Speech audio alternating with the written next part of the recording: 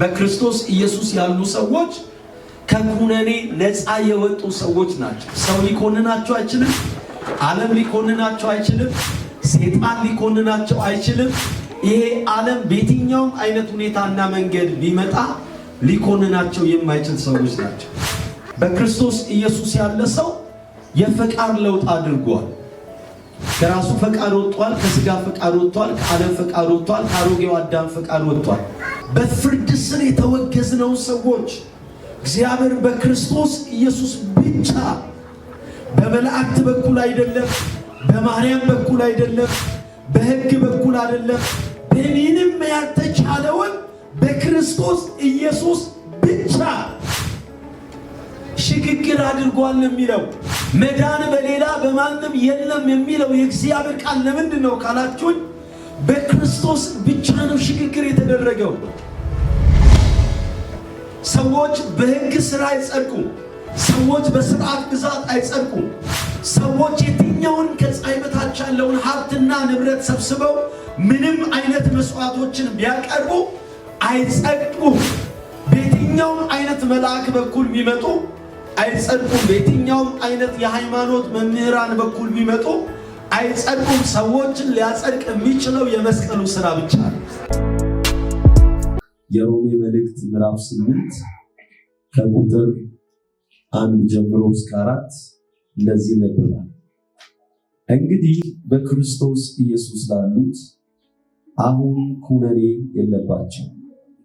በክርስቶስ ኢየሱስ ያለው የሕይወት መንፈስ ሕግ ከኃጢአትና ከሞት ሕግ አርነት አውጥቶኛልና ከሥጋ የተነሳ ስለደከመ ለሕግ ያልተቻለውን እግዚአብሔር የገዛ ልጁን በኃጢአተኛ ሥጋ ምሳሌ በኃጢአትን ምክንያት ልኮ አድርጓልና እንደ መንፈስ ፈቃድ እንጂ እንደ ሥጋ ፈቃድ በማንመላለስ በእኛ የሕግ ትእዛዝ ይፈጸም ዘንድ ኃጢአትን በሥጋ ኮነነ ብሎ ይናገራል። ምዕራፍ 8 ከቁጥር 1 ጀምሮ እስከ 4 ተያያዥነት ያለው ሐሳብን የያዘ በክርስቶስ ኢየሱስ ስላገኘ ነው።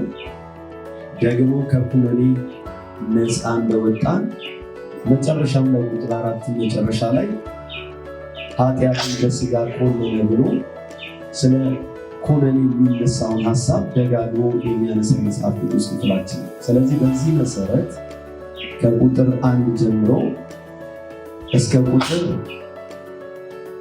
4 ባለው ክፍል መሰረት ከሮሜ ምዕራፍ 1 ጀምሮ እስከ 7 ባለፈው ተያያዥነት ያሉ ሐሳቦችን ከሰው ፍጥረትነት ጀምሮ በክርስቶስ ኢየሱስ በሕግ በኩል ያለውን አጠቃላይ እውነቶች አይተን አሁን ግን ከኩነኔ ነፃ ስለመውጣታችን የሚያብራራ የሽግግር ክፍል ስለሆነ ወደዚህኛው ሐሳብ እንዲያደረድረን ከምዕራፍ 1 ጀምሮ ያሉትን ምን አይነት ኩነኔዎች እንደነበሩ አሁን በክርስቶስ ኢየሱስ ያሉ ኩነኔ የለባቸውም ይላል። ኩነኔ የለባቸውም። ከምዕራፍ 1 ጀምሮ እስከ ምዕራፍ 7 መጨረሻ ድረስ ሰዎች ከኩነኔ ስር፣ ከኩነኔ ባርነት ስር፣ ከኩነኔ ማንነት ስር ሆነው ይተዳደሩ እንደነበርና በኩነኔ ስር እንደነበሩ ሐዋርያው ጳውሎስ ከምዕራፍ 1 እስከ ምዕራፍ 7 አብራርቶ አሳይቷል። አንደኛ የምናየው ከሰው ኃጢአት አንጻር ሰው ኃጢአተኛ ስለሆነ ኃጢአተኛ ተፈጥሮ ስላለው ከኩነኔ በታች እንደሆነ አንደኛ ሐሳብ ላይ እናያለን። ሁለተኛ ላይ ደግሞ ከእግዚአብሔር ፍርድ አንጻር ሰው ሕግም ገልጦ ስላሳየው ከኩነኔ በታች እንደሆነ ያሳያል፣ ምዕራፍ 1 ላይ ማለት ነው። ሶስተኛ ላይ ደግሞ በክርስቶስ ኢየሱስ በኩል ያለውን የመዳንን አስፈላጊነት በተመለከተ ሐዋርያው ጳውሎስ አስተምሯል ማለት ነው። ስለዚህ ኩነኔና የሰው ኃጢአትን በተመለከተ አንደኛ ምዕራፍ 1 ቁጥር 18 ላይ ያለውን ሐሳብ ስትመለከቱ እግዚአብሔር ራሱን ለፍጥረት ሊታወቅ በሚችልበት ሁኔታና ማንነት ገልጦ ሰዎች ግን የተገለጠውን እግዚአብሔርን እውነት እምቢ ብለው እውነትን በአመፃ አፍነው ይዘው ባለመቀበላቸው ምክንያት ከኩነኔ ስር እንደነበሩ ባለፉት ጊዜያት አይተናል።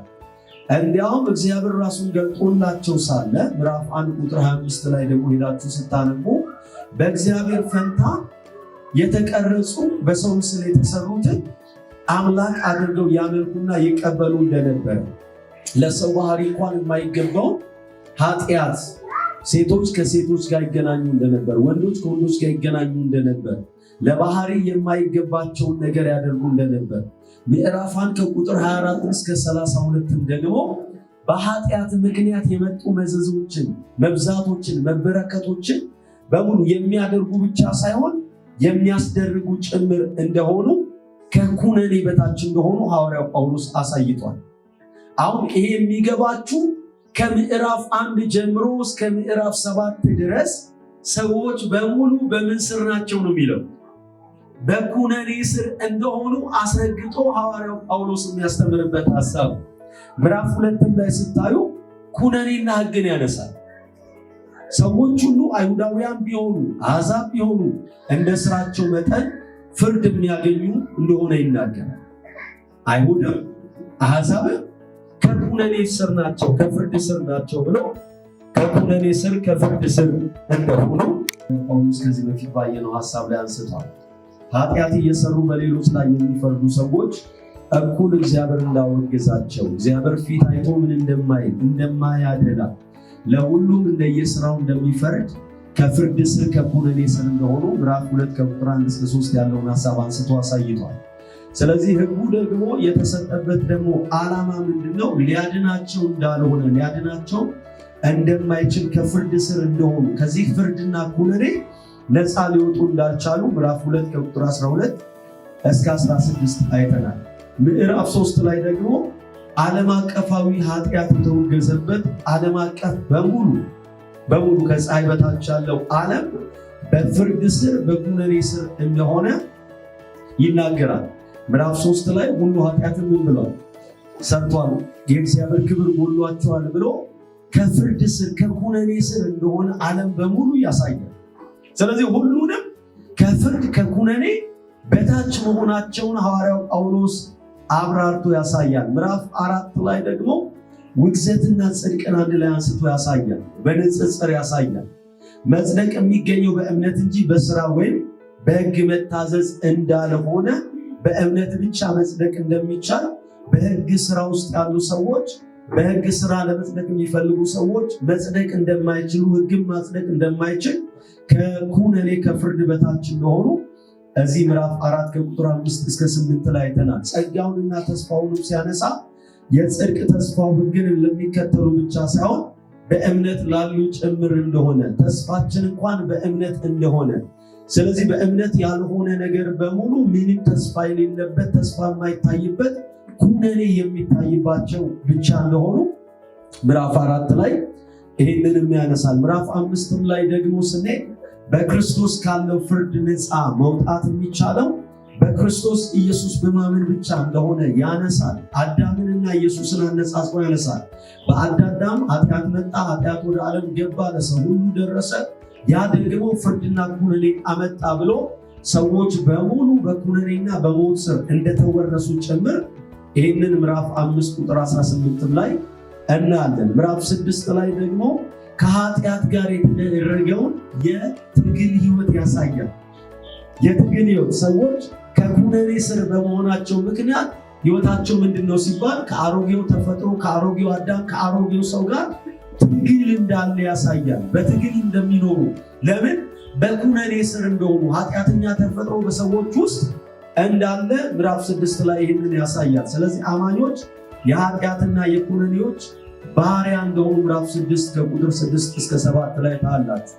በጥምቀትና በክርስቶስ ኢየሱስ ደግሞ የትንሣኤ ኃይል ከኃጢአት ከኩነኔ ነፃ ሆኖ በአዲስ ህይወትና በአዲስ መንገድ መኖር መመላለስ የሚችሉት ሰዎች በክርስቶስ ኢየሱስ ብቻ እንደሆነ፣ ከዛ ውጭ የሆነው ነገር በሙሉ የኃጢአት የኩነኔ ባሪያ እንደሆነ ያነሳል። ምዕራፍ 7 ላይ ደግሞ ስትመጡ ህጉ ምንድነው ይላል? ማጽደቅ አይችልም፣ ማዳን አይችልም፣ ህይወት መስጠት አይችልም። ህጉ የተሰጠበት ምክንያት ምንድነው ከተባለ ኃጢአትን የሚያነሳሳ ኃጢአትን ገልጦ የሚያሳይ እንደሆነ ኃጢአትን የሚያጋልጥ ነው ማለት።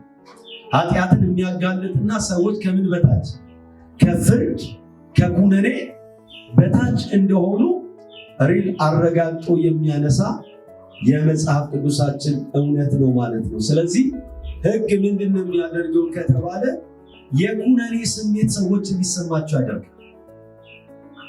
ብርድ እንደሚለን ለምሳሌ ንፋስ ሲነፍስ ቅዝቃዜ በጣም ሲኖር ብርድ ይሰማችሁ። ልክ እንደዛ ሕግን ስታዩ ሕግ መስታወት ሆኖ ኩነኔ እንዳለባችሁ ነው የሚያሳያችሁ። ኃጢአታችሁን ገልጦ ያሳያችኋል እንደ መስታወት።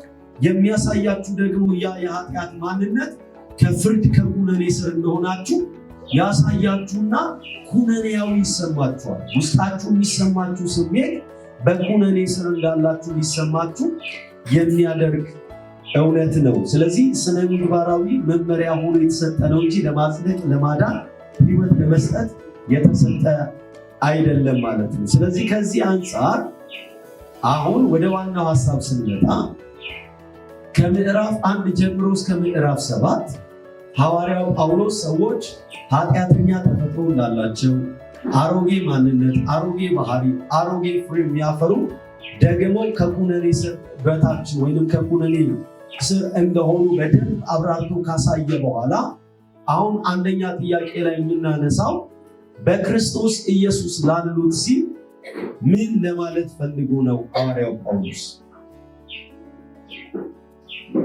ቁጥር 1 ላይ እንዳየነው ማን ነው በኩነኔ ስር አይደለ? ማን ነው ከኩነኔ በታች የሆነ ስንል በክርስቶስ ኢየሱስ ላሉት አሁን ኩነኔ የለባቸውም ይላል። ስለዚህ አሁን በክርስቶስ ኢየሱስ ላሉት ሲል ምን ለማለት ፈልጎ ነው ሐዋርያው ጳውሎስ? በክርስቶስ ኢየሱስ ላሉት ሲል ዛሬ ለምሳሌ እያንዳንዳችሁ ብትጠየቁ በምንድናችሁ ከተባለ በክርስቶስ ነን የምትሉት። በክርስቶስ ኢየሱስ ያሉ አማኞች፣ በክርስቶስ ኢየሱስ ያሉ በእምነት መስራ ዓለም አቀፍ ቤተክርስቲያን አዳማ አጥቢያ ላይ የተሰበሰቡ አማኞች ምእመናን ይባላል በክርስቶስ ኢየሱስ ላሉ። ስለዚህ በክርስቶስ ኢየሱስ ላሉት ማለት በክርስቶስ ሞትና ትንሣኤ በማመን ማዳኑን እና አዲስ ሕይወቱን በመቀበል በእምነት ከእርሱ ጋር አንድ ሆነው ላሉት ማለቱ ነው። በክርስቶስ ኢየሱስ የመስቀል ስራ ያመኑ ሰዎች ኢየሱስ ክርስቶስ ስጋው የተቆረሰው ደሙ የፈሰሰው የሞተው መስዋዕት የሆነው ለኔ ነው ብለው ሞቱን የተቀበሉ ሰዎች፣ ከክርስቶስ ኢየሱስ ጋር እንደተነሱ ያመኑ ሰዎች፣ በክርስቶስ ኢየሱስ በማመናቸው ምክንያት ደግሞ ዳግመኛ የተወለዱ አዲስ ልደት ያገኙ አዲስ ሕይወት የተቀበሉ ሰዎች ማለት ነው። በክርስቶስ ኢየሱስ ላለ ሰው በክርስቶስ ኢየሱስ ሞትና ትንሣኤ ካላመነ በክርስቶስ ነኝ ማለት አይችልም። ብዙ ጊዜ ወንጌል ሲሰበክ፣ ወንጌል ሲነገር ለሰዎች ስትነግሯቸው ጌታ ኢየሱስ ክርስቶስን እንደግል አዳኝ አድርገህ ምን በል ተቀበል ትሉታላችሁ። የት ሄጄ ነው የምቀበለው ብሎ ያሾፍባችኋል።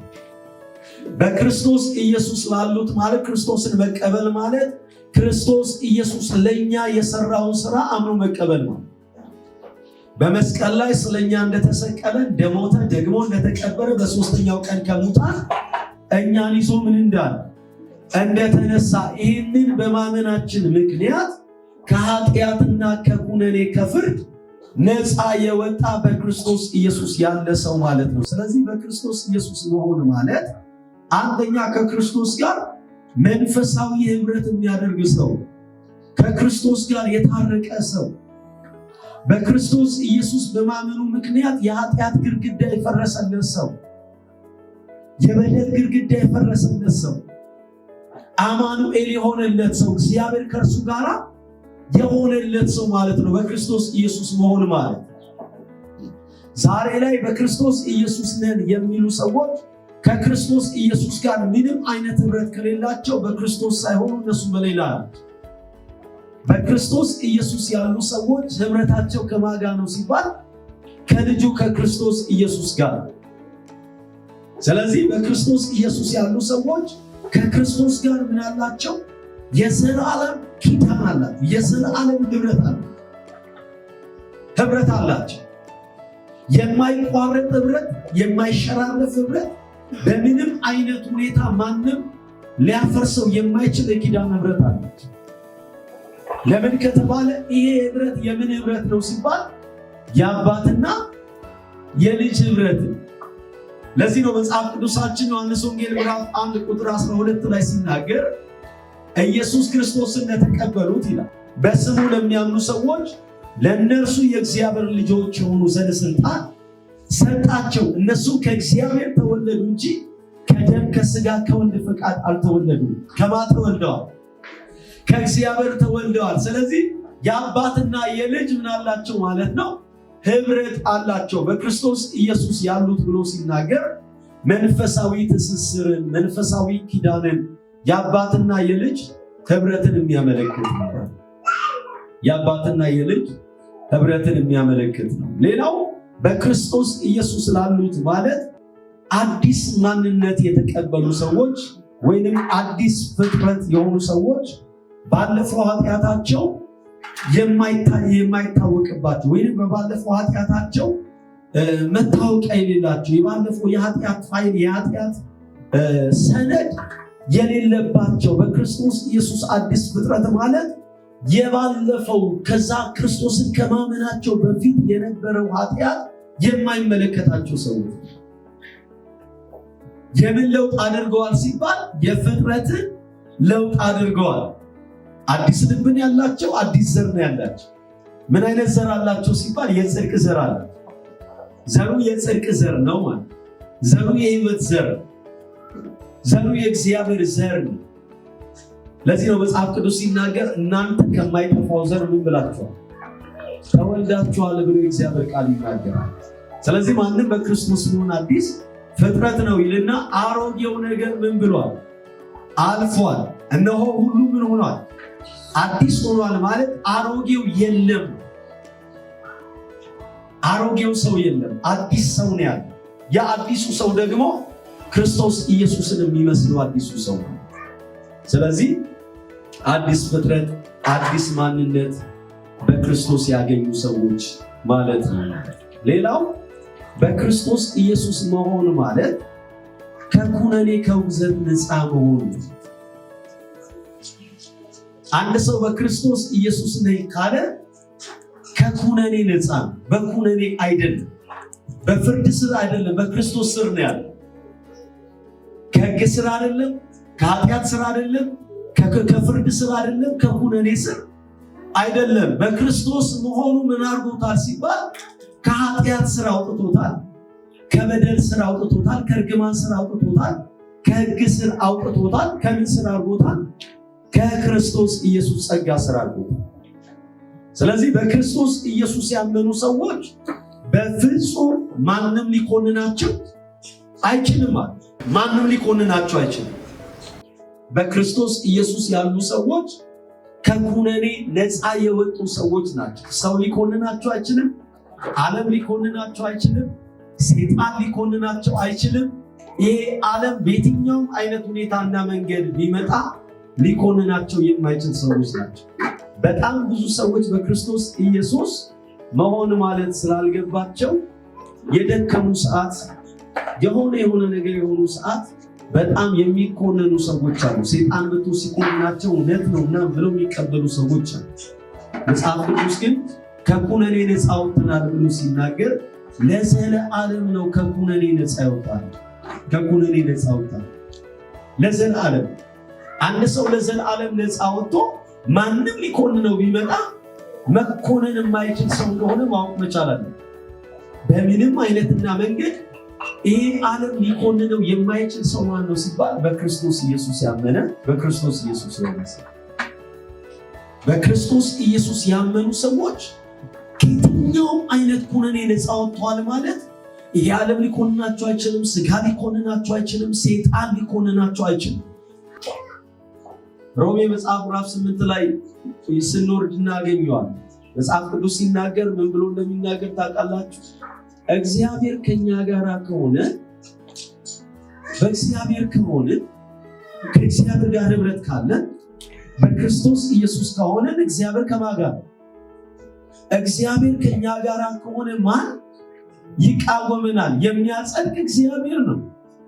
የሚኮንንስ ማን ነው? የሞተው ይልቁንም ከሙታን የተነሳው ደግሞ በአብ ቀኝ ያለው ስለኛ ምን የሚለው የሚማልደው ክርስቶስ ኢየሱስ ነው። ማንም ሊኮንነን አይችልም። በዚህ ዓለም ላይ ሊኮነኑ የማይችሉ ሰዎች እነማን ናቸው ከተባለ በክርስቶስ ኢየሱስ ያመኑ ሰዎች ናቸው። ስለዚህ በክርስቶስ ኢየሱስ መሆን ማለት ከኩነኔ ሰፈር መውጣት፣ ከኩነኔ ሀገር መውጣት። ኩነኔ እናንተ ሰፈር ኢቨን እንኳን በቤተ ክርስቲያን የሚሰበኩ ስብከቶች በሙሉ የኩነኔ ስብከቶች አሉ። የምንማራቸው ትምህርቶች በሙሉ ሰዎችን የሚኮንኑ አይደለም። ለምን? በክርስቶስ ናቸዋ። በክርስቶስ ኢየሱስ ያሉ ሰዎች ሙሉ ለሙሉ ኩነኔ የሚባል መታወቂያ የላቸው፣ ነፃ የሆኑ ሰዎች ናቸው ማለት ነው። ሌላው በክርስቶስ ኢየሱስ መሆን ማለት በመንፈስ መሆን ወይንም በመንፈስ መኖር ማለት። በመንፈስ መሆን በመንፈስ መኖር።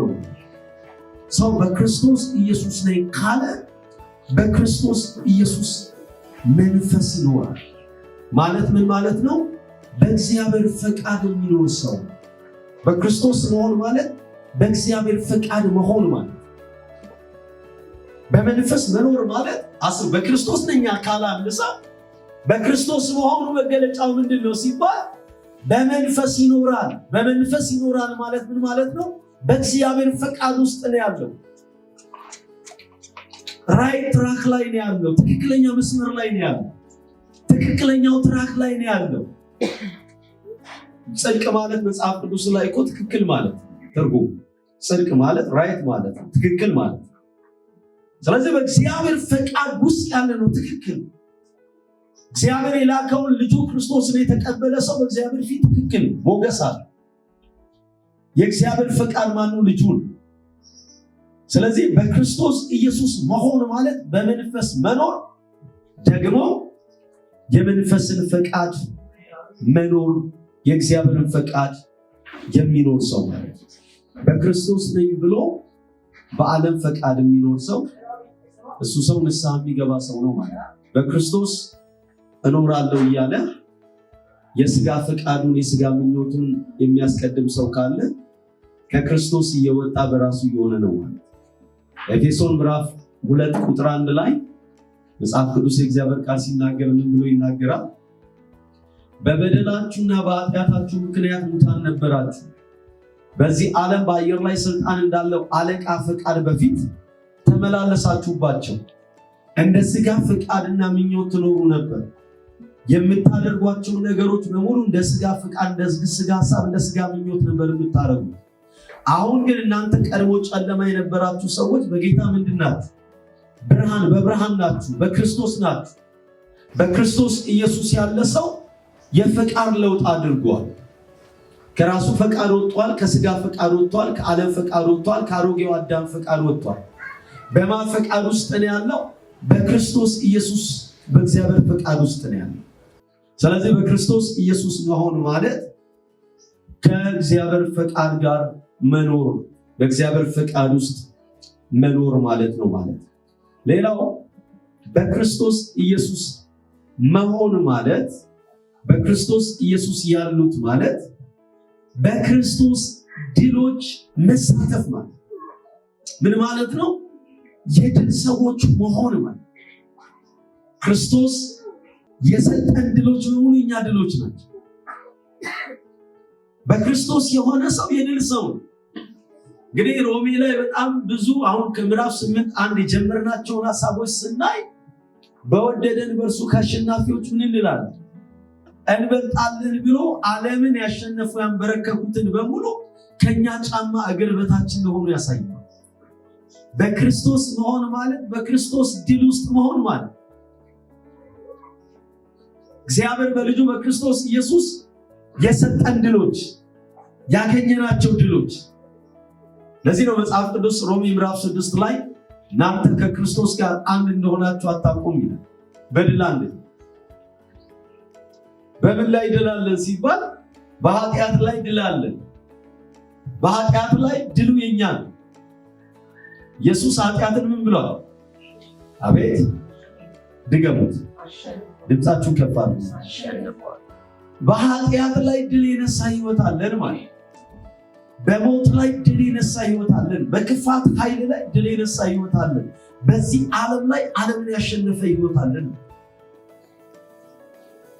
በክርስቶስ ኢየሱስ መሆን ማለት የድል ሰው መሆን ማለት ተሸናፊ ያልሆነ ሕይወት ነው። ሰው በራሱ ሲሆን ነው የሚሸነፈው። ታውቃላችሁ፣ በራሱ ሲሆን፣ በስጋ ሲሆን፣ በዓለም ሲሆን ያሸንፈዋል ሰይጣን። በክርስቶስ ኢየሱስ ከሆነ ግን ምንም አይነት ሽንፈት እሱ ሰፈር የለም። ስለዚህ በክርስቶስ ኢየሱስ መሆን ማለት የክርስቶስን ድል መሳተፍ፣ በክርስቶስ ድል መኖር ማለት። በክርስቶስ ድል የሚኖር ሰው ሁልጊዜ ምን በመንሳት ድል በመንሳት የሚኖር ሰው ይሆናል። ሰኞም ላይ፣ ማክሰኞም ላይ፣ ሮብም ላይ፣ ሐሙስም ላይ ጌታ እስኪመጣ በምን በድል ሕይወት የሚኖር ሰው በክርስቶስ ነዋ ድል ያገኘ። እግዚአብሔር ይመስገን። ሶስተኛ ላይ የምናየው ኩነኔ ምንን ያሳየናል? አሁን እነዚህ በክርስቶስ መሆን ማለት እነዚህ ናቸው ከተባለ ኩነኔ ደግሞ ለእኔና ለእናንተ የሚያሳየን ምንድን ነው ሲባል አንድ ሰው ይህንን በደንብ ጥርት አድርጎ ካወቀና ከተማረ እርግጠኛ የምነግራችሁ የትኛውም አይነት የኩነኔ ድምፆችና ሀሳቦች ጠላት በሱ አይምሮ ሜዳ ላይ እድል ፈንታ እንዳያገኘለን። ኩነኔ ምን ያሳያል ሲባል ኩነኔ የኃጢአት ውጤት እንደሆነና ሰዎች ሁሉ በእግዚአብሔር ፊት በደለኛ መሆናቸውን ያሳያል። የኃጢአት ውጤት ሞት እንደሆነ፣ ፍርድ እንደሆነ፣ ኩነኔ እንደሆነ ያሳያችሁ፣ ፍርድን ያሳያችሁ። ኃጢአተኛነት ትቀጣለህ፣ በደለኛነት ትቀጣለህ፣ መተላለፋል ትቀጣለህ ብሎ ኩነኔ ኃጢአትን የሚያሳይ ፍርድንም የሚያሳይ ከዛ ፍርድ በታች መሆናቸውን የሚያሳምን አንድ መሳሪያ ነው ማለት ነው። ነገር ግን የወንጌል መልካም ዜና መዳንን መስበክን እና ከኩነኔ ነፃ መውጣትን በሚገኘው በክርስቶስ ኢየሱስ በማመን እንደሆነ ደግሞ ይሄኛው ምዕራፍ 8 ያሳያል። አስቡ፣ ሰዎች ሕግ ኃጢአተኝነትን ገለጠላቸው። በኃጢአታቸው ምክንያት ደግሞ ጥፋተኛ እንደሆኑ፣ በጥፋታቸው ምክንያት ደግሞ በአንቀጽ በተጻፈው እውነት እንደሚቀጡ አሳያቸው። ከኩነኔ በታች እንደሆኑ አሳያቸው። ጸጋው ደግሞ ክርስቶስ ደግሞ ምንድን የሚያሳየን ሲባል ሙሉ ለሙሉ ከዚህ ኩነኔ ነፃ እንደወጣን። እንዴት? ሰው ከኩነኔ ነፃ ለመውጣት ከኃጢአት መዳን አለ፣ ከበደል መዳን አለ፣ ከመተላለፍ መዳን፣ ከእርግማን መዳን አለ።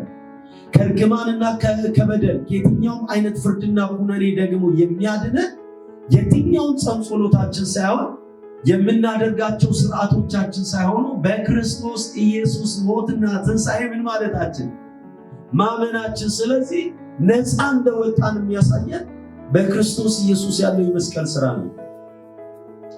ቤተ ክርስቲያን ሰዎችን ነፃ እንዲወጡ ለማድረግ ምን ማድረግ አለባት ከተባለ የክርስቶስ ኢየሱስን ሞትና ትንሣኤ ማስተማር አለ። የክርስቶስ ኢየሱስን ሞትና ትንሣኤ መስበክ አለ። የክርስቶስ ኢየሱስን ሞትና ትንሣኤ በሰዎች አይን ፊት መሳል አለባት። ያኔ ነው ሰዎች ከኩነኔ ስሜትም ነፃ መውጣት፣ ከኩነኔ ባርነትም ነፃ መውጣት የሚችሉት ክርስቶስ ኢየሱስን በማመን ብቻ። ስለዚህ ይሄ ዜና ያለው የት ብቻ ነው ሲባል ቤተ ክርስቲያን ውስጥ በክርስቶስ ኢየሱስ አምነው የዳኑ ሰዎች ቤት ውስጥ ነው ያለው ማለት። መልካሙ ዜና ለዓለም ሁሉ ማብሰር የሚጠበቀው ለዚህ ነው። ቤተ ክርስቲያን አማኞች እኔና እናንተ ሌላው ቦታ ብትሄዱ፣ ገዳም ውስጥ ብትሄዱ ይሄንን ዓለም ትጸድቃለን። የትኛውም አይነት ስፍራና ቦታ ብትሄዱ ሃይማኖታዊ ስርዓቶችን የሚሰጧችሁ እንጂ በክርስቶስ ከኩነኔ ነፃ መውጣት፣ በክርስቶስ ከኩነኔ መዳንን የሚሰብኩ አካላት በምድር ላይ በጣም ጥቂት ናቸው። እርሱም የክርስቶስ የመስቀል ስራ የገባቸው ሰዎች ብቻ ሲሆኑ የክርስቶስ ኢየሱስ የመስቀል ስራ ያልገባቸው የትኛውም አይነት የሃይማኖት ክፍሎች መልካሙን ዜና ሊያበስሩ አይችሉም። የምስራቹን ቃል ሊናገሩ አይችሉም። ለዚህ ነው የምስራቹን ቃል የሚናገሩ እግሮች እንዴት ያማሩ ናቸው ነው የሚለው። ለምን ከተባለ ከኩነኔ ነፃ የሚያወጣ መልእክት ነው ያላቸው። ከፍርድ ነፃ የሚያወጣ መልእክት ነው ያላቸው። የኔና የእናንተ እግሮች ለምን የፈጠኑ ናቸው ሲባል የምስራቹን ቃል ይዞ እስከ ምድር ዳርቻ ድረስ እስከ ዓለም ፍጻሜ ድረስ ለመናገር፣ ለመመስከር፣ ለማውራት፣ ለመዘርዘር እግዚአብሔር አምላክ እኔና እናንተን የምስራቹ ቃል መልእክተኛ ነው ያደረገው። ለዚህ ነው ምስክሮች ማለት ከኩነኔ ነፃ ያወጣ ምስክር፣ ከፍርድ ነፃ ያወጣ ምስክር፣ ሰዎችን በሙሉ ከሕግና ከኃጢአት ከኩነኔ ነፃ የሚያወጣውን መልእክት ይዞ የሚወጣ ማንነት ያለው ሰው ነው። ስለዚህ ኩነኔ የሚያመለክታቸው ምንድነው ሲባል ፍርድን ያመለክታቸዋል፣ የጥፋተኝነትንም ስሜት እንዲሁም ቅጣት እንዳለባቸው ጭምር የቁጣ ልጆች እንደሆኑ ጭምር ያሳምናቸዋል፣ በዛ ስር እንደሆኑ ያስረዳቸዋል። ስለዚህ ከዛ ስር ሊያወጣ የሚችለው አገልግሎት የክርስቶስ ኢየሱስ ሞትና ትንሣኤ ናቸው።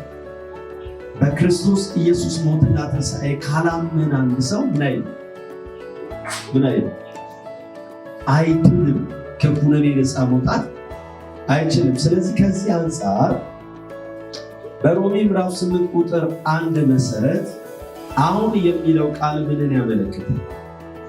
አሁን እስካሁን የመጣንበትን ሐሳብ በክርስቶስ ኢየሱስ ላሉት ግን አሁንም ልክ በክርስቶስ ኢየሱስ ከሆኑበት ሰከንድ፣ ደቂቃ፣ ሰዓት፣ ቀን ጀምሮ ሽግግር ተደርጓል የሚል አሁን የሚለው ቃል ቀላል ቃል አይደለም። አሁን ማለት አሁን ኦልሬዲ በክርስቶስ ኢየሱስ ባመንበት ሰከንድ፣ ደቂቃ ይህ የሚገባችሁ ሁለተኛ ቆሮንቶስ ምዕራፍ 6 ላይ እግዚአብሔር ቃል ሲናገር ይላል የመዳን ቀን አሁን ነው፣ የመዳን ሰዓት አሁን ነው ይላል እና አሁን የምትለው ቃል በክርስቶስ ኢየሱስ ሞትና ትንሣኤ ያመንባት ያቺ ሰዓት፣ ያቺ ቀን፣ ያቺ ጊዜ አሁን ይላል። ምን የሆነበት? ከሞት ወደ ሕይወት ተሻገርንበት፣ ከኃጢአት ወደ ጽድቅ ወደ ቅድስና የመጣንበት፣ ከሞት መዝገብ ላይ ስማችን ተሰርዞ ወደ ሕይወት መዝገብ የተጻፈበት፣ እንደ ፍየሎች በግራ የነበርነውን ያድራሻ ለውጥ በቀኝ የሆንበት። አንደኛ ጴጥሮስ ምዕራፍ 1 ቁጥር 9 ላይ ይህንን በግልጽ ሲናገር እንደዚህ ይላል፣ እናንተ ቀድሞ በጨለማ ነበራችሁ ይላል። በጨለማ ነበራችሁ፣ አሁን ግን የንጉሥ ካህናት፣ ለርስቱ የተለየ ወገን፣ ቅዱስ ሕዝብ፣ የተመረጠ ትውልድ፣ ምርጥ ዘር። እስቲ አሜን በሉ። ስለዚህ አሁን የሚለው ቃል ሽግግርን ያመለክታል። ከሕግ ስር የነበርነው ሰዎች፣ በፍርድ ስር የተወገዝነው ሰዎች እግዚአብሔር በክርስቶስ ኢየሱስ ብቻ፣ በመላእክት በኩል አይደለም፣ በማርያም በኩል አይደለም፣ በሕግ በኩል አይደለም፣ በምንም ያልተቻለውን በክርስቶስ ኢየሱስ ብቻ ሽግግር አድርጓል የሚለው። ለዚህ ነው መዳን በሌላ በማንም የለም የሚለው የእግዚአብሔር ቃል። ለምንድን ነው ካላችሁኝ፣ በክርስቶስ ብቻ ነው ሽግግር የተደረገው። ሰዎች በሕግ ስራ አይጸድቁም። ሰዎች በስርዓት ብዛት አይጸድቁም። ሰዎች የትኛውን ከፀሐይ በታች ያለውን ሀብትና ንብረት ሰብስበው ምንም አይነት መስዋዕቶችን ቢያቀርቡ አይጸድቁም።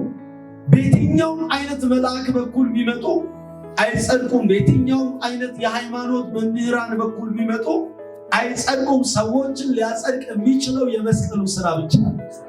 አሜን አሜን። የክርስቶስ ሞት ብቻ። አሜን አሜን። ስለዚህ ሽግግር ተደርጓል። ስለዚህ ከሞት ወደ ሕይወት፣ ከኃጢአት ወደ ጽድቅ፣ ከፍርድ ወጥተን ከኩነኔ ወጥተን ነፃ የሆነ ቀጠና፣ የጸጋ ቀጠና። ቀና ብለን የምናየው ጸጋ፣ ቀና ብለን የምናየው የሚወደን ጌታ፣ ቀና ብለን የምናየው የዘላለም ርስትን እንጂ ኩነኔ አይታየንም። ጸጋው የሚያሳያችሁ መዳን፣ ጸጋው የሚያሳያችሁ ሕይወትን፣ ጸጋው የሚያሳያችሁ ወራሽ እንደሆናችሁ፣ ጸጋው የሚያሳያችሁ የዘላለም ርስታችሁ። አሜን። መጀመሪያ ሕጉ ያሳያቸው ኃጢአት ነው አይደል? በደል ነው፣ መተላለፍ ነው፣ ሕግ ነው። እንዲሁም ፍርድን ያሳያቸው፣ ሞትን ያሳያቸው። አሁን ግን በክርስቶስ ኢየሱስ ያሉ ሰዎች ወደ ክርስቶስ ዞር ሲሉ መጋረጃው ይወሰዳል፣ ኩነኔ ይወሰዳል። እግዚአብሔር ይመስገን። ለዚህ ነው ሐዋርያው ጳውሎስ በአቴና ከተማ ገብቶ ሰዎችን ከጣዖት ወደ ክርስቶስ ኢየሱስ ዘወር ሲያደርጋቸው የሚታያቸው የዘላለም ምሕረት፣ የዘላለም ፍቅር፣ የዘላለም ሕይወት፣ የዘላለም ጽድቅ ነው። እግዚአብሔር ይመስገን። አሜን አሜን። ስለዚህ በራሳችሁ የሆነ የቆማችሁ እንደመሰላችሁ ካላችሁ ሰዎች፣ በራሳችሁ የጸደቃችሁ እንደሆነ የሚሰማችሁ ሰዎች እኔ እንዲና እንዲህ ስለሆንኩ ነው፣ እንዲና እንዲህ ስለሆንኩ ነው፣ እንዲና እንዲህ ስላረኩ ነው ብላችሁ የሚሰማችሁ ሰዎች ካላችሁ፣ እኔ ስለምጾም ስለምጸልይ ነው ብላችሁ የሆነ እንደዚህ አይነት ስሜት የሚሰማችሁ ሰዎች ካላችሁ፣ ያልጾማችሁና ያልጸለያችሁ ቀን የሆነ ነገር ያላደረጋችሁ ቀን ምን ይሰማችኋል? ኩነኔ ይሰማችኋል። በክርስቶስ ከሆናችሁ ግን የትኛው ሰዓት እስቲ አሜን በለው፣ በርትታችሁ ደክማችሁ እስቲ አሜን በለው። ለምን ከተባለ በክርስቶስ የተሰራው የዘላለም ስራ። አሜን አሜን። ለአንድ ቀን አይደለም ያጸደቃችሁ፣ ለሁለት ቀን አይደለም ያጸደቃችሁ፣ ለዘላለም ጸድቃችኋል፣ ለዘላለም ተሻግራችኋል፣ ለዘላለም ስፍራችሁ ተቀይሯል። ሃሌሉያ፣ እግዚአብሔር ይመስገን። አሜን አሜን። ስለዚህ በክርስቶስ ተሻግረን ይህንን አመልካች ነው አሁን የሚለው ቃል፣ ይህንን የሚያመለክት አሁን የሚለው ቃል። እሺ፣ አምስተኛ ጥያቄ ምዕራፍ 8 ቁጥር 2 ላይ ጳውሎስ ስንት ሕጎችን ያነጻጽራል? እንግዲህ የኃጢአት ሕግ ብሎ ያነሳል፣ የሞት ሕግ ብሎ ያነሳዋል። አንደኛውን ደግሞ የሕይወት መንፈስ ሕግ ብሎ ያነሳል። እግዚአብሔር አምላክ በምንም ያልተቻለውን በልጁ በክርስቶስ ኢየሱስ ችሎ ከኃጢአት ሕግና ከሞት ሕግ አርነት ምን ብሎ ነው? አርነት ምን ብሎ ነው? አውጥቶናል ይልና አርነት የወጣው ሰው ደግሞ የሕይወት መንፈስ ሕግ ተሰጥቶታል ይላል። ስለ ሁለት ሕጎችን ያነጻጽራል። የኃጢአት ሕግ ብሎ የሚናገረው የአሮጌው ሰው ተፈጥሮን፣ የአሮጌው ሰው ማንነት፣ የአሮጌው ሰው ባህሪ፣ የአሮጌው ሰው ስርዓት በዛ በኃጢአት ስርዓት የሚመራ ዘሩ ኃጢአት ስለሆነ የሚያፈራቸው ምንድናቸው ከተባለ የኃጢአት ፍሬዎች ናቸው። ያንን እንዲያፈራ ምንም የሚያስገድድ የኃጢአት የህይወት ስርዓት። አሮጌው አዳም፣ አሮጌው ሰው፣ አሮጌው ባህሪ ምንድነው ያለው ከተባለ የኃጢአት ስርዓት አለበት። በኃጢአት ስርዓት ይተዳደራል። ኃጢአት አለማድረግ እስከማይችል ድረስ በኃጢአት ምስር ቁጥጥር ስርዓት ውስጥ እንዳለ ይናገራል። የኃጢአትና የሞት ሕግ የሚለው እሱን የአሮጌው አዳም ስርዓትን ሙሉ ስርዓቱ ምንድነው ከተባለ ኃጢአት እንዲያደርግ የሚያስገድድ ስርዓት፣ ያ የኃጢአት ሕግ ነው። ደግሞ የሞት ሕግ ነው። አሁን ግን የህይወት መንፈስ ሕግ ብሎ ሲናገር ይህ ሕግ የሚሰራው በጸጋ ነው። የጸጋው ሕግ ምንድነው ሲባል ህይወትን የሚሰጥ ሕግ፣ ህይወትን የሚሰጥ ስርዓት። እስቲ አሜን በል። ይህ ስርዓት የትኛው ስርዓት ነው ከተባለ የአዲሱ ሰው የህይወት ስርዓት ነው። የአዲሱ ሰው የህይወት ስርዓት ማለት ምን ማለት ነው? የአዲሱ ሰው የህይወት ስርዓት ጽድቅን የሚያደርግ የጽድቅን ፍሬ የሚያፈራ የህይወትን ስርዓት ያዘ። እግዚአብሔር ይመስገን። ጸጋው ምንድን ነው የሚያደርገው ከተባለ ከጸጋ በታች ሆናችሁ ህይወት እንዲበዛላችሁ የሚያደርገው ስርዓቱ ህይወት እንዲበዛላችሁ ያደርጋል። ጽድቁ በፍሬ እንዲበዛ ያደርጋል። የእግዚአብሔር ጸጋ ህይወታችሁ ላይ እንዲበዛ ያደርጋል። እንዲበዛ የሚያደርግ ጽድቅን እንድታደርጉ የሚያደርግ አቅም ሰጥቶ፣ ጉልበት ሰጥቶ፣ ኃይል ሰጥቶ፣ ብርታት ሰጥቶ፣ ጥንካሬ ሰጥቶ በዛ ስርዓት እንድትተዳደሩ የሚያደርግ የህይወት ስርዓት፣ የአዲሱ ሰው የህይወት ስርዓት። አማኞች ከክርስቶስ ኢየሱስ ጋር ባላቸው ግንኙነት የሚለማመዱት አዲሱን መንፈሳዊ የህይወት ስርዓት የአዲሱ ሰው የህይወት ስርዓት ከዛኛው ከአሮጌው ሰው የህይወት ስርዓት ወጥተን የአዲሱ ሰው የህይወት ስርዓት ምንድነው ከተባለ እጃችሁ የጽድቅ ስራ እንዲሰራ የሚያስገድድ ስርዓት፣ አፋችሁ መልካም እንዲናገር ከናፍርቶቻችሁ ላይ በጎ የሚጠቅም የጸጋ ቃል እንድትናገሩ እንድትሰጡ የሚያደርግ የህይወት ስርዓት፣ የአዲሱ ሰው የአዲሱ ዘር የህይወት ስርዓት። ይህንን ሐዋርያው ጳውሎስ ሲናገር ምን እንዳለ ታውቃላችሁ? በጥምቀት ከእርሱ ጋር ምን አላችሁ? ተቀበራችሁ። በዚህ በእግዚአብሔር በህይወት ስርዓት ስላመናችሁ በጥምቀት ከእርሱ ጋር በዚህ ስርዓት ተነሳችሁ። በዚህ አሰራር እግዚአብሔር ባስቀመጠው በህይወት ስርዓት በህይወት አሰራር ከእርሱ ጋር አስነሳችሁ። ከእርሱ ጋር የተነሳው አዲሱ ሰው ደግሞ በተነሳበት የህይወት ስርዓት ይቀጥላል። የህይወት መመሪያ ይቀጥላል። ይሄ የህይወት ስርዓት የአዲሱ ሰው የህይወት ስርዓት፣ ህይወትን የሚያበዛ ስርዓት፣ ጽድቁ ሁሉ ነገራችሁ ላይ እንዲያፈራ የሚያደርግ ስርዓት፣ አይኖቻችሁ ላይ፣ ባህሪያችሁ ላይ፣ ልባችሁ ላይ፣ መንፈሳችሁ ላይ፣ ሰውነታችሁ ላይ፣ ጉልባችሁ ላይ፣ ስራችሁ ላይ፣ ቤታችሁ ሁሉ ነገራችሁ ላይ እንድታፈሩ የሚያደርግ የአዲሱ የህይወት ስርዓት፣ ይህንን የህይወት ስርዓት ይለዋል። ህይወት እንዲበዛ የሚያደርግ ስርዓት። አሁን በፊት ያኛው አስገድዶ ምን ያሰራችኋል? አስገድዶ ኃጢአት አሰራችኋል። ይሄኛው ደግሞ አዲሱ የህይወት ስርዓት በጸጋ ተጭኖ በጸጋ አግዞ በጸጋ ስርዓት ህይወት እንዲበዛ ያደርጋል። እግዚአብሔር ይመስገን። ለዚህ ነው እናንተ ለሚድኑት የህይወት ሽታ የምትሆኑት የህይወት ስርዓት ስላላችሁ። ይሄ የህይወት ስርዓት ምናችሁ ላይ ይሰራል። በደንብ ስሙ በጌታችን። ሁሉ ነገራችሁን ምን ያደርጋል? ህያው እንዲሆን ያደርጋል። ህያው የማይሆን የህይወት ክፍል አይኖራችሁ። ህይወት ኖሮት እንዲቀጥል የሚያደርግ ስርዓት ማለት። አንዳንድ ጊዜ አይታችኋል፣ ጠላት ይመጣና የሆነ ነገራችሁን ይመታባችኋል። የሆነ ነገራችሁን ያበላሽባችኋል። በሆነ ነገሮቻችሁ ላይ የሆነ ዘር ይዘራባችኋል። ወይኔ ተቋረጠ ስትሉ አይቋረጥም። ያ የህይወት ስርዓት ያስቀጥል። ምን ይለዋል? የህይወት ስርዓት ነው፣ የማይቋረጥ የዘላለም ስርዓት። የህይወት መንፈስ ህግ ነው። ለምሳሌ የምድር ግራቪቲ አይሰራ እበር አለው ምን ይመልሳል? ዘንድ መልሰ መሬት ላይ ይገኛል።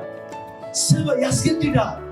የህይወት ስርዓትም የትኛውንም አይነት የሞት ስርዓት ሽሮ ሞትን ያሸነፈ ስርዓት፣ ኃጢአትን ያሸነፈ ስርዓት፣ ይህን ዓለም ምን ያለ ያሸነፈ ስርዓት። እናንተ እንኳን ተስፋ በቆረጣችሁበት ጊዜና ሰዓት እናንተን እንደገና ህይወት እንዲሸታችሁ የሚያደርገው ስርዓት ይሄ ስርዓት። ዛፍ ከተቆረጠ በኋላ ስሩ ከደረቀ በኋላ ምንም እርጥብ ነገር በማይታይበት ሁኔታ ውስጥ ውሃ ሽታ አለው አለው። ውሃ ቴስትለስ አይደል? ውሃ ምንም ሽታ የለም ነው። ምንም ነገር በሌለበት ይህ የህይወት ስርዓት ግን እንዲህ ያስቀጥላል። ስለዚህ አማኞች በክርስቶስ ኢየሱስ ባላቸው እምነት ይህንን የህይወት ስርዓት የያዘ አዲስ ሰው ነው።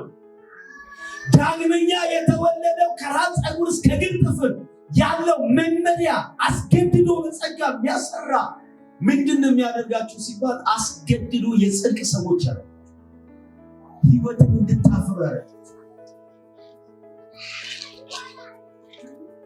ይህንን ነው የክርስቶስ ኢየሱስ የህይወት ሞትነሽ ኃጢአትነሽ ሰይጣንን ምን ያሸነፈ አዲስ የህይወት ስርዓት ትላንት ያልነበር በክርስቶስ ኢየሱስ ምን ያለ ያገኘነው። ለዚህ እኮ ነው እኛ ቅኝታችን ተቀየረ። ለምሳሌ ዓለማውያን የነበሩ ሰዎች በጣም ተሳዳቢ የነበራችሁ ሰዎች፣ ትርሙሰታዊ የነበራችሁ ሰዎች፣ እንዲህ የሆነን ሰው አይታችሁ ነገር ፈልጋችሁ ትጣሉ የነበራችሁ ሰዎች፣ በዛ ቅኝት ተቃኝታችሁ የነበራችሁ ሰዎች በክርስቶስ ኢየሱስ ካመናችሁ በኋላ ይሄ የህይወት ስርዓት አዲስ ቅኝት ነው ይቃኝ። አሜን አሜን። አዲስ ቅኝት ቃኝቱ ዘምር ዘምር ይላል። ዘምር ዘምር ክንደስ ለደግፍ እግዚአብሔር። አሜን አሜን። ስለዚህ ይህ የህይወት ስርዓት የተቀበለ አዲሱ ሰው ሁል ጊዜ ራሱን የሚሰጠው ለማን ነው ሲባል አዲሱ ሰው። ቺንዲዮ ወደሚቀጥለው ሐሳብ ልግባ። በክርስቶስ ኢየሱስ ያለው የህይወት ስርዓት የህይወት ህግ ለሚሞተው ሰውነታችሁ እንኳን ህይወትን ይሰጣል። ከራስ ፀጉር እስከ እግር ጥፍር ላለው ሰውነታችሁ ለሁለንተናዊ አካላቶቻችሁ ምን ይሰጣል ሲባል ህይወትን የሚሰጥ ነው። ሞትን የሚያሳይ የሚኮንን ሳይሆን ከኩነኔ አውጥቶ ህይወትን የሚያሳይ። እሺ ስድስተኛ ጳውሎስ ሕጉ ደካማ ሲል የገለጸው ለምንድን ነው? ሕጉ ደካማ ብሎ ሲል የገለጸው ለምንድን ነው? ስለ ሕጉ ሲያነሳ ሕጉ ደካማ ነው ብሎ ያለበት ምክንያት ለምንድን ነው ስንል ሕጉ ማጽደቅ ምንም የማይችል ማዳን የማይችል ለሰው ልጆች ህይወትን መስጠት የማይችል ነው። ሰው በሕግ በኩል ምን አይጸድቅም። ሕጉ የተሰጠበት ምክንያት ምንድነው ከተባለ የሥነ ምግባር መመሪያ።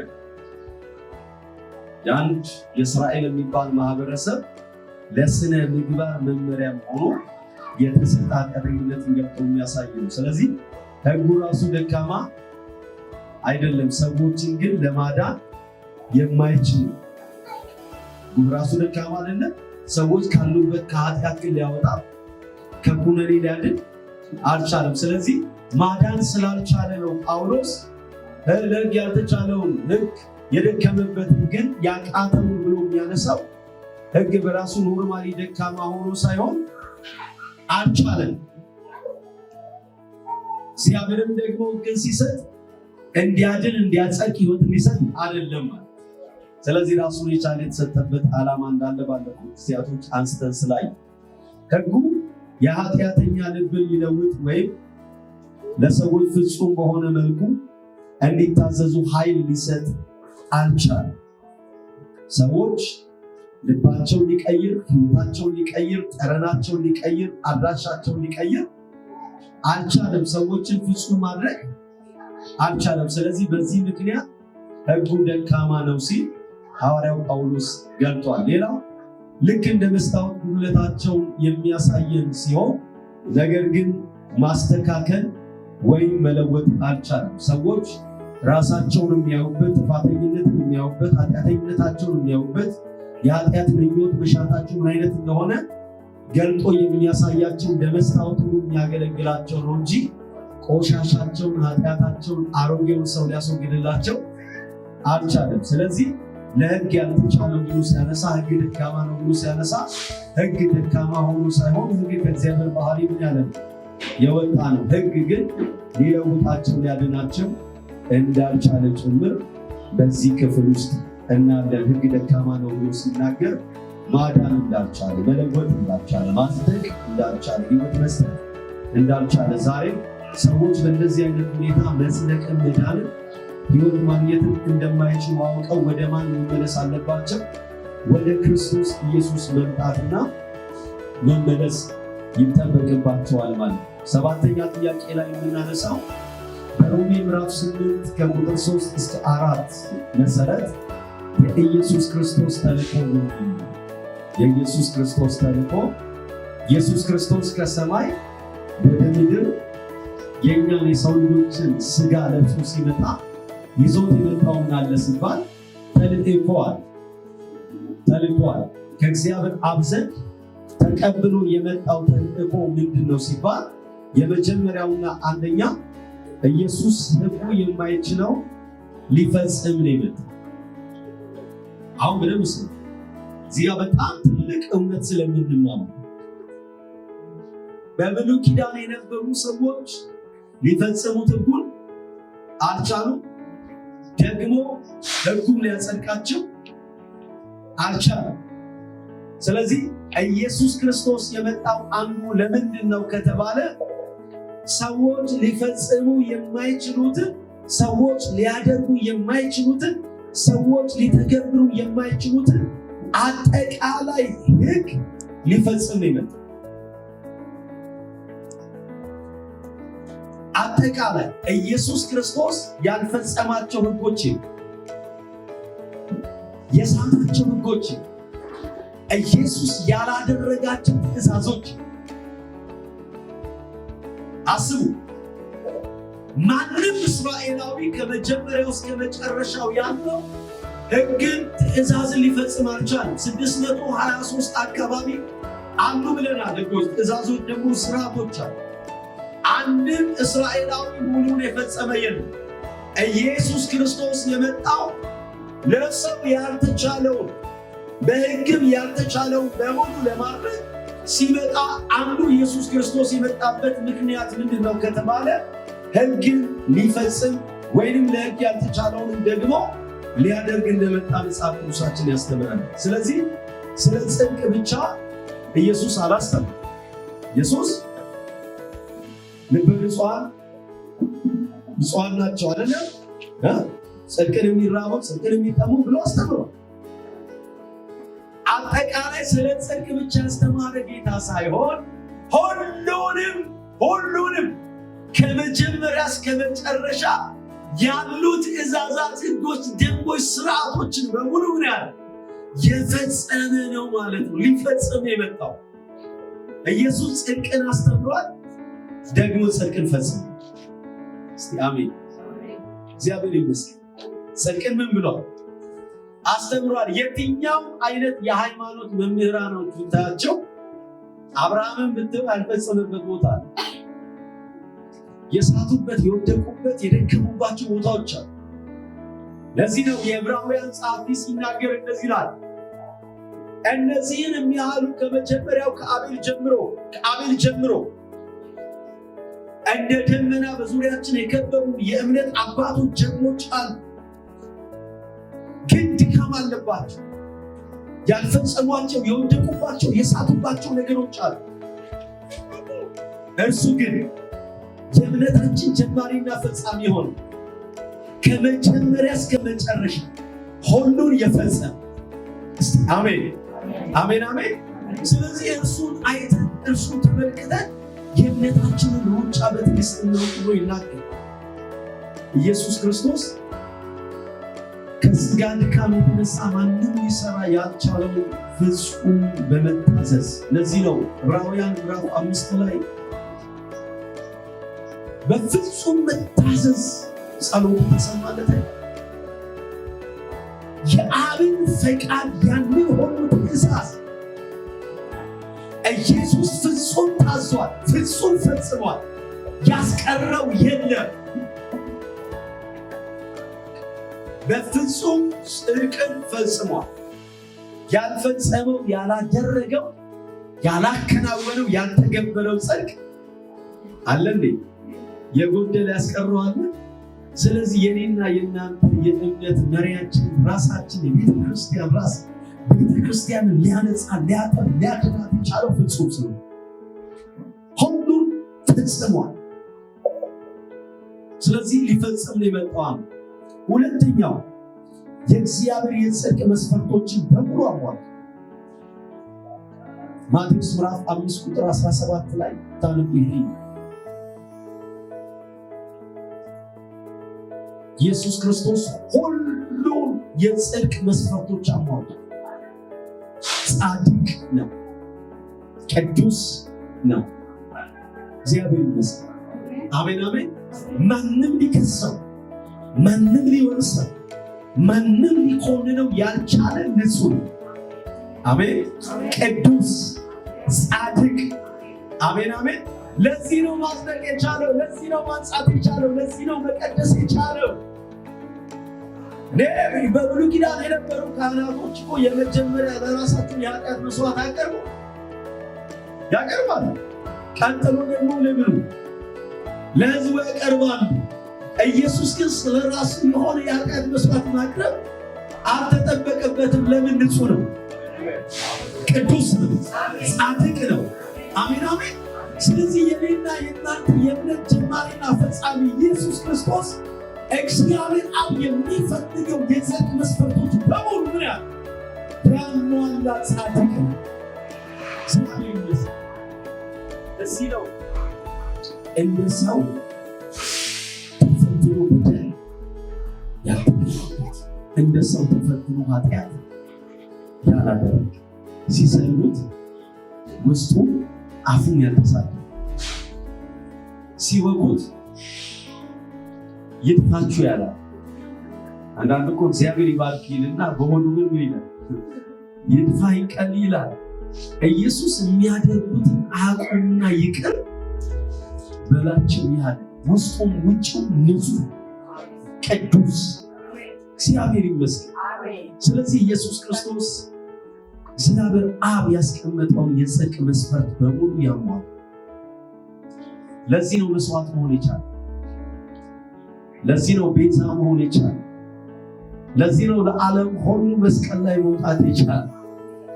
ሙሴ መውጣት አልቻለም። አይደለም መውጣት መቻል፣ ከነዓን መግባት አልቻለም። ኢየሱስ ግን መስቀል ላይ ወጥቶ እኛን ይዞ ገባ። ሞታችንን ሞቶ ወደ ላይኛይቱ ሰማያዊቱ ዘለዓለማዊ ድንኳን በእግዚአብሔር ፊት የራሱን ደም ይዞ ቀረበ። የእንስሳ ደም ይዞ አልገባም። የዋኖስ ደም ይዞ አልገባም። የብሉይ ኪዳን ካህናቶች፣ ሊቀ ካህናቶች የዋኖስ ደም፣ የእንስሳ ደም፣ የኮርማ ደም ይዘው የሚገቡት።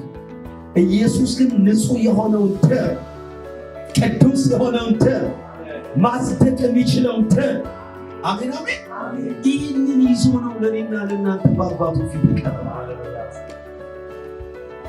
ስለዚህ ኢየሱስ ጽድቅን ሊፈጽም የጽድቅ መስፈርቶችን በሙሉ ያሟላ ሊፈጽም። ሁለተኛ ኢየሱስ በሥጋው ኃጢአትን ሊኮንን ነው የመጣው። አሁን እኛ ሊኮንነን የነበረውን ምን ኃጢአት የአዳምን ዘር ከመጀመሪያው አዳም እስከ መጨረሻው አዳም ያለውን የሰው ልጅ እየኮነነ በፍርድ ስር በኩነኔ ስር ሞት የሚገባ ሲኦል የሚገባ ገሃነመ እሳት የሚገባ እያለ ይኮንነን የነበረውን አሮጌውን ሰው አሮጌውን አዳም አሮጌውን ባህሪ ያንን ኃጢአተኛውን ተፈጥሮና ኩነኔ ራሱን በሥጋው ይኮንን። እግዚአብሔር እኮ በልጁ በክርስቶስ ተበቅሎ ከዚህ የሚበልጥ በቀል አለ? ኢየሱስ በሥጋ ኃጢአትን ሊኮንን ነው የመጣው። የኮነነንን ኃጢአት ራሱን፣ የከሰሰንን ኃጢአት ራሱን፣ ፍርድ አለባችሁ ከፍርድ በታች ናችሁ ያለንን ያንን ራሱን በምኑ በሥጋው በሰውነቱ ሊኮንን። እንዴት ስትሉ በኃጢአተኛ ሥጋ ተወለደ።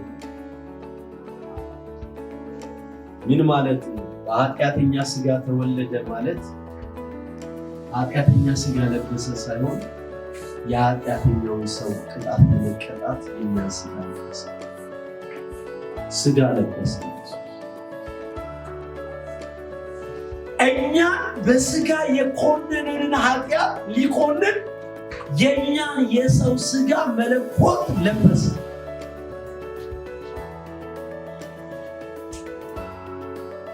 ኃጢአትን ሊኮንን ነው ሥጋ የለበሰው።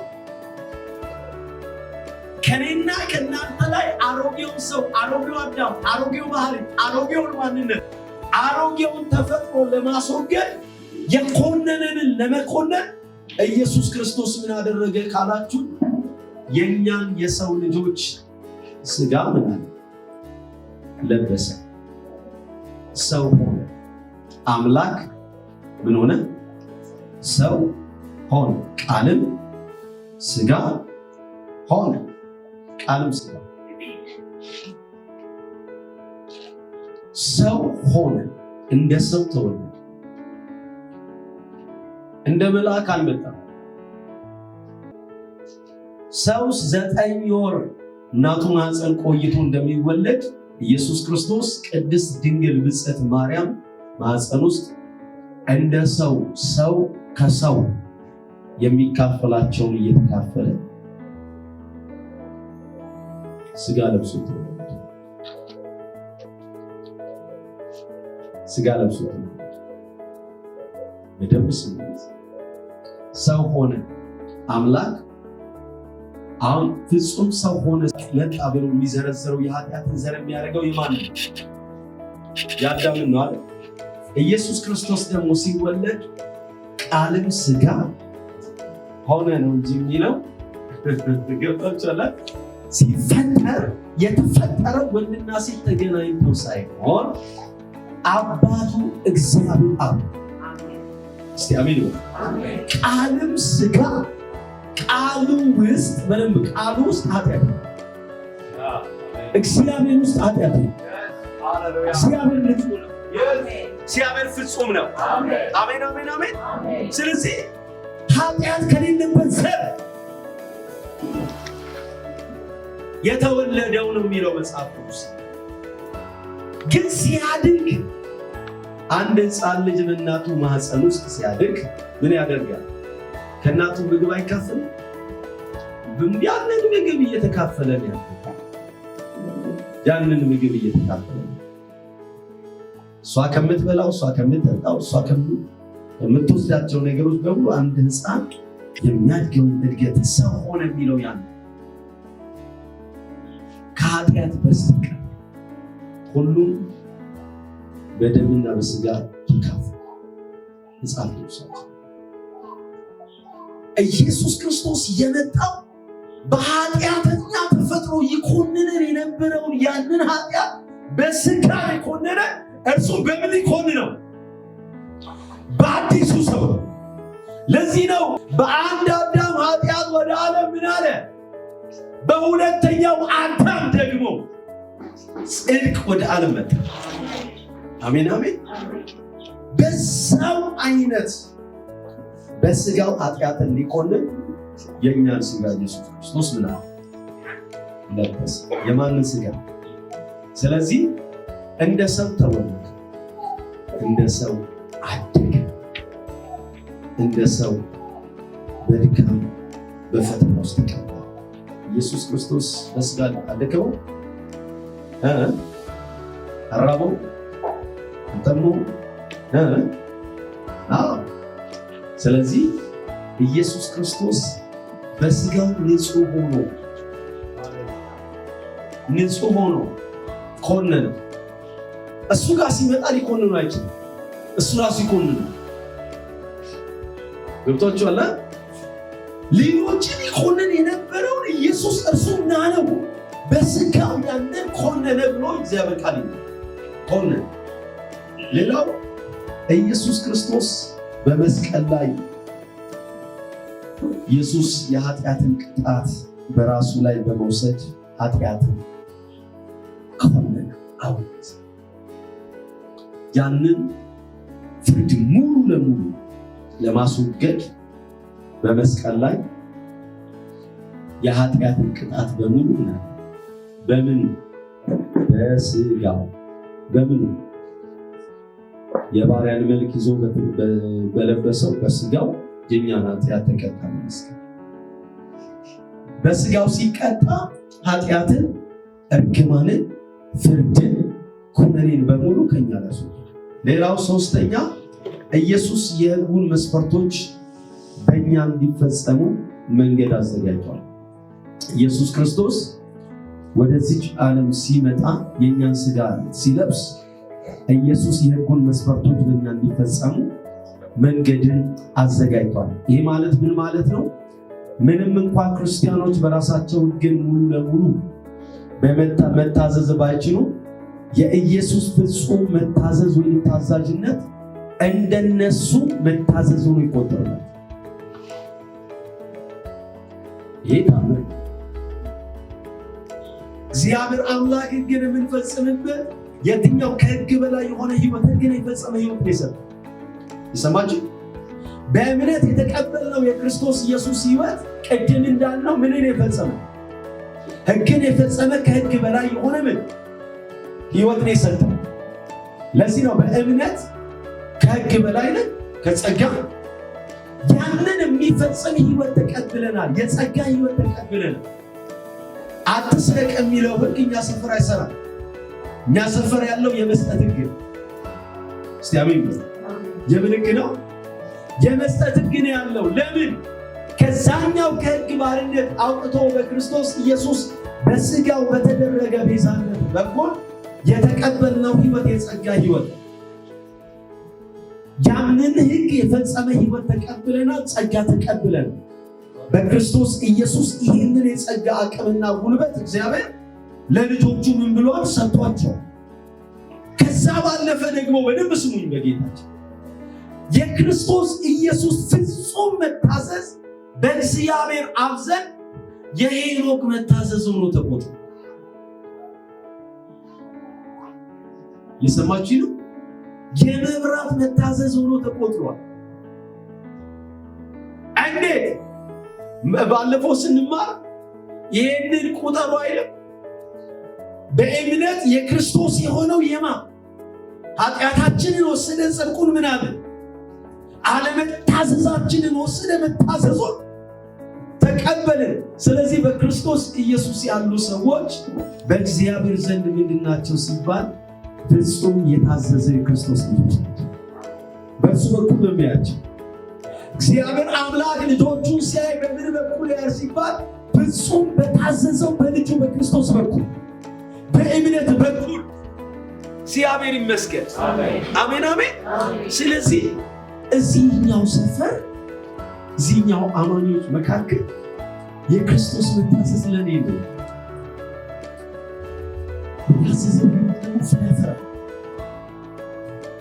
ስለዚህ ይህ ታላቅ እምነት ታላቅ የእግዚአብሔር ምስጢር።